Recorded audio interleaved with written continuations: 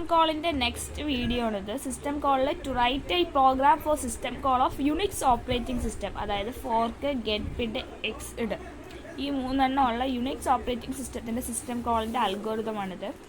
ഇതിൽ first step വന്നിട്ട് start the program, declare the variables, PID എന്ന് വെച്ചാൽ നമ്മൾ ഉദ്ദേശിക്കണം ഗെറ്റ് പിഡിൻ്റെ PID, അതിൽ PID 1, PID 2 ഉണ്ട്.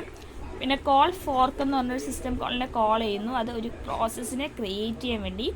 അതേപോലെ പിഡ് ഈക്വൽ ടു -1 വന്നാൽ അത് എക്സിസ്റ്റ് ആവും. അതേപോലെ പിഡ് നോട്ട് ഈക്വൽ ടു -1 വന്നാൽ get the process ID using get PID വഴി പ്രോസസ് ID നമുക്ക് കിട്ടുന്നതായിരിക്കും. ഇതാണ് നമ്മുടെ ഒരു അൽഗോരിതം. ഈ അൽഗോരിതം യൂസ് ചെയ്ത് നമ്മൾ സിസ്റ്റം കോൾ ഉപയോഗിച്ച് യുണിക്സ് ഓപ്പറേറ്റിംഗ് സിസ്റ്റത്തിൻ്റെ സിസ്റ്റം കോളിൻ്റെ പ്രോഗ്രാം ചെയ്യാൻ പോവുകയാണ്.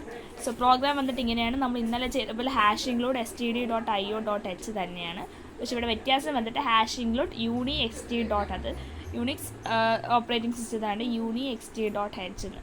നമ്മൾ ഇന്നലെ ഡയറക്ടറി കണ്ടെത്താൻ വേണ്ടിയാണ് ഡയറക്റ്റ് യൂസ് ചെയ്തു.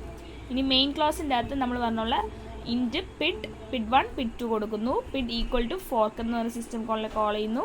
അതേപോലെ നമ്മുടെ കണ്ടീഷൻ എന്തുവാ, if pid equal to -1 error in processing creation എന്ന് പ്രിൻറ്റ് ചെയ്യുന്നു. എക്സിസ്റ്റ് 1 കൊടുത്താൽ പിഡ് നോട്ട് ഈക്വൽ ടു 0 ആണെങ്കിൽ നമുക്ക് pid 1 equal to get pid, അതായത് നമുക്ക് പിഡ് ID കിട്ടണം. ID കിട്ടാൻ വേണ്ടി print of the parent process ID is %d #pid 1 എന്നാണ്. ഇൽസ് ഇപ്പം അങ്ങനെ അല്ലെങ്കിൽ നമുക്ക് എന്ത് കിട്ടണം, ദ ചൈൽഡ് പ്രോസസ് ID കിട്ടണം. പിഡ് 1ൻ്റെ അല്ലെങ്കിൽ പിഡ് 2ൻ്റെ നമുക്ക് എന്ത് കിട്ടണം, ID കിട്ടണം. ഇതാണ് സിമ്പിൾ പ്രോഗ്രാമാണ്. ഇതാണ് സിസ്റ്റം കോളിൻ്റെ രണ്ടാമത്തെ പ്രോഗ്രാം. 2 പ്രോഗ്രാമേ OSൻ്റെ സിലബസിൽ പഠിക്കാനുള്ളൂ.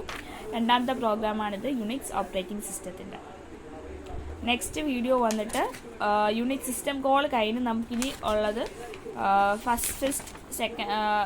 മെമ്മറി അലോക്കേഷൻ്റെയാണ്. സോ നെക്സ്റ്റ് വീഡിയോ മെമ്മറി അലോക്കേഷൻ്റെ ആയിരിക്കും. Okay, by.